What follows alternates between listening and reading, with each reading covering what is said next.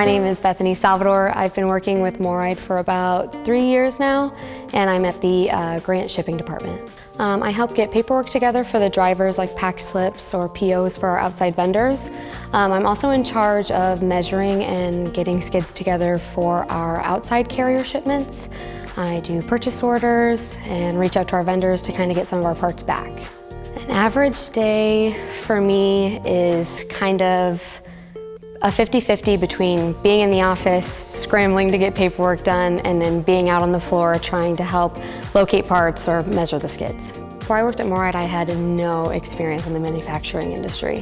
When I first applied to MORryde, I was really drawn because I had a family member that had worked here at the time, and he had nothing but amazing things to say. So when I was in the middle of trying to find where I wanted to start my next career, MORryde was an easy choice. The culture here at MORryde is very friendly, very welcoming, very open. I definitely think there is a lot of teamwork here, but I like that MORryde gives us that flexibility of kind of being able to venture off. Like, I know a lot of us kind of work on our own projects, and I liked being able to steer away, kind of figure out my own path, but I also really enjoy working with my team members and really building a relationship with a lot of them.